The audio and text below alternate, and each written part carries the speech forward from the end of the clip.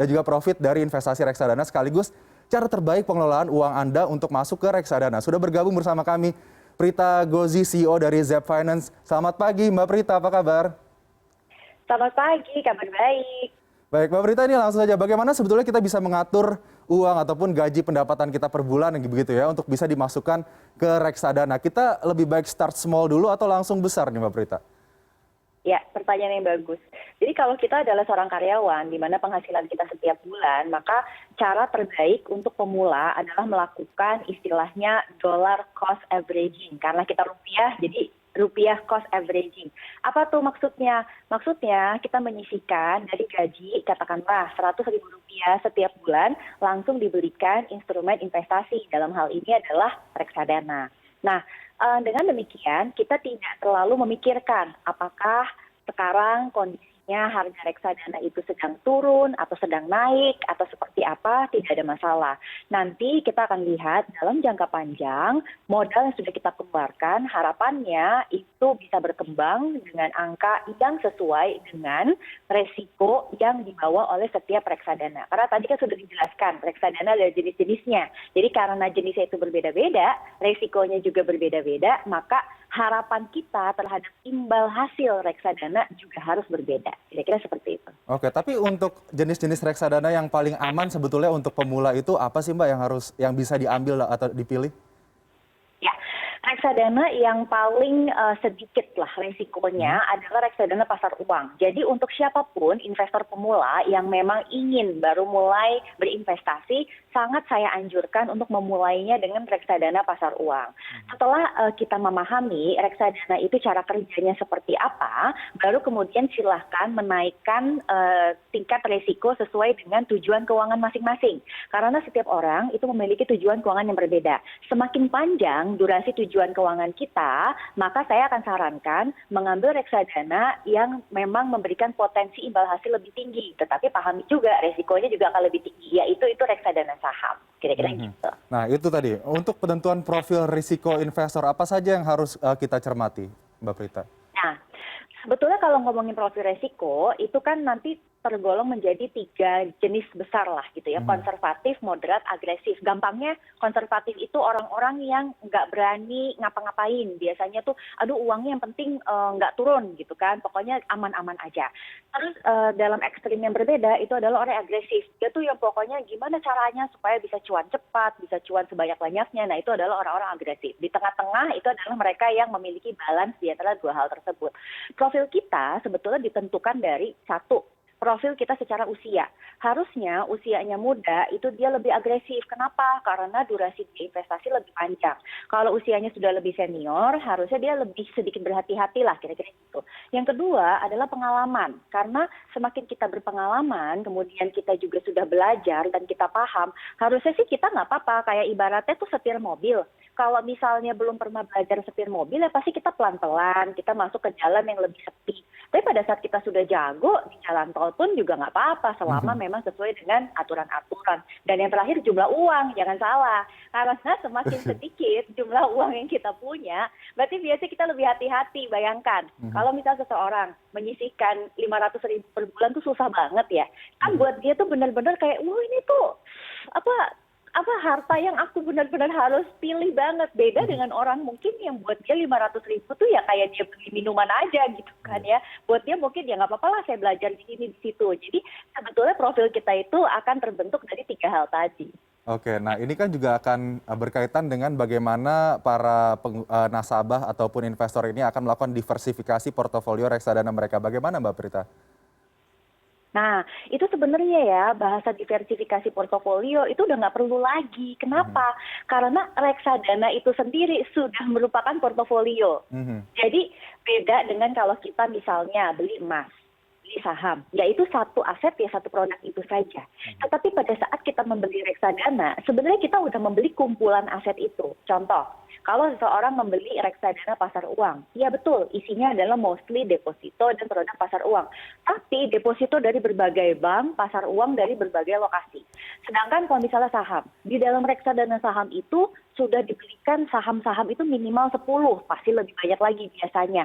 Nah, artinya buat apa kita repot-repot lagi mendiversifikasikan lagi reksadana-reksadana yang kita miliki. Yang Anda perlu lakukan adalah sesuaikan dengan tujuan keuangan, masing-masing tujuan keuangan itu boleh Anda pilih satu reksadana yang berbeda gitu. Oke, Mbak Prita, tapi boleh atau tidak sih investor atau nasabah ini menggunakan dana darurat untuk diinvestasikan di reksadana? Tentu tidak. Oke. Jadi dana darurat itu adalah dana yang terpisah. Banyak orang yang kalau misalnya nggak ngerti dan mungkin hidupnya dia nyaman terus kali ya Mas ya. Jadi dia merasa bahwa nggak perlulah saya taruh dana darurat, ngapain, nggak cuan. Itu biasanya pemikiran seperti itu mostly ya, maaf nih, adalah mereka yang muda banget. Mereka belum punya tanggung jawab di keluarganya. Kemudian yang kedua mungkin dia masih lajang dan dia benar-benar nggak mikirin keluarganya. Nah itu biasanya kayak gitu. Karena biasanya pada saat dia mengalami musibah ya dia bisa kendalin sendiri.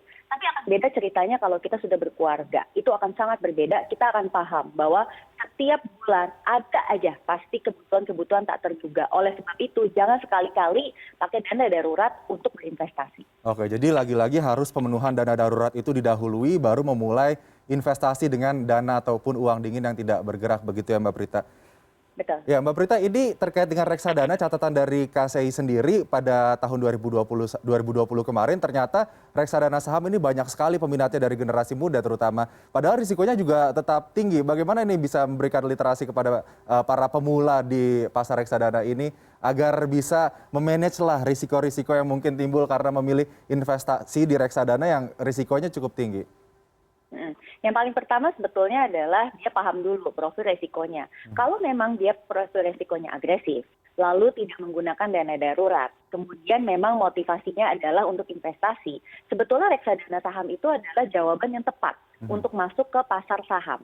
Karena kalau misalnya langsung masuk ke saham, itu biasanya sih tanpa pengetahuan yang memadai, biasanya kita ikut-ikutan. Kita cuma ikut-ikutan, oh dia punya saham itu, karena kan sekarang di media massa, media sosial tuh marak banget ya, suka screenshot portfolio dan lain-lain, ikut-ikutan aja tanpa kita paham sebetulnya itu apa. Terus kalau misalnya dia bilang, oh profit sekian, ya dia belinya kapan, pernah nggak dia share kalau lagi loss, yang kayak gitu. Jadi sebetulnya itu entry point, istilahnya gerbang pertama yang bagus banget kalau di start dengan reksadana saham. Okay. Yang berbahaya kalau Anda menggunakan reksadana saham dengan niatan untuk trading.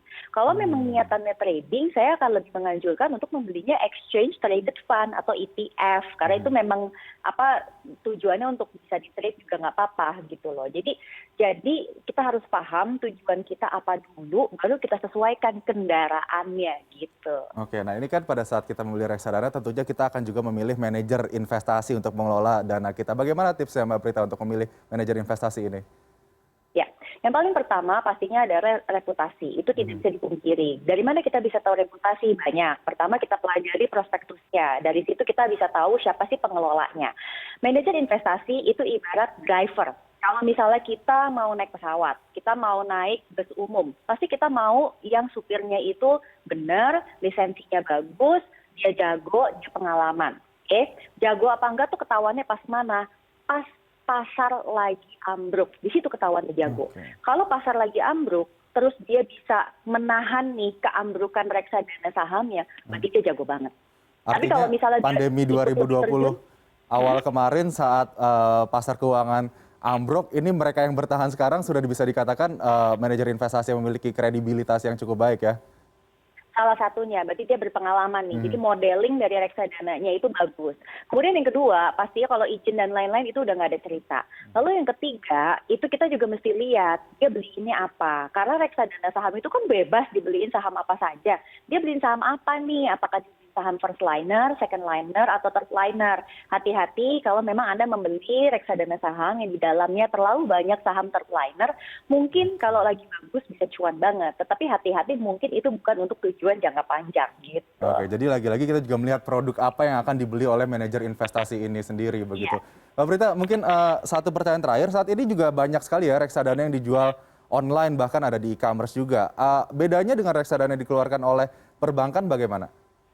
Oh ya, jadi itu sebenarnya cuman kita belinya di mana. Itu sama aja kayak kita misalnya beli pelembut pewangi pakaian, kita bisa beli langsung secara offline di toko, atau misalnya kita juga bisa membeli lewat sekarang kan mall online. Jadi sebenarnya itu cuma perbedaan platform. Tetapi pada saat sudah masuk ke dalam platform itu, baik bank maupun di platform online, sebenarnya dibaliknya. Jadi kita beli barang apa. Jadi setiap saya ditanya, saya lebih baik beli platform yang mana ya dan lain-lain, saya selalu jawab, yang kamu tanya sebenarnya adalah beli produk yang mana dulu. Baru kamu lihat gitu platformnya ini aman atau tidak, kemudian dia memiliki separate rekening dana nasabah atau tidak. Nah, baru deh tuh kita pilih yang seperti itu. Dan yang pastinya, kalaupun juga beli lewat bank, sekarang bank itu sudah banyak yang punya online platform juga. Dan itu juga sangat-sangat membantu kita, sehingga kita bisa monitor dengan baik gitu. Baik, artinya untuk para pemula mungkin coba aja dulu ya, karena memang sangat mudah dan juga tadi dengan tips dan trik dari Mbak Prita, semoga ini bisa membantu para pemula di sektor investasi reksadana ini. Terima kasih Mbak Prita Gozi, CEO Zep Finance sudah bergabung bersama CNN Indonesia Today pada pagi hari ini. Sehat terus Mbak Prita, selamat pagi. Sehat terus.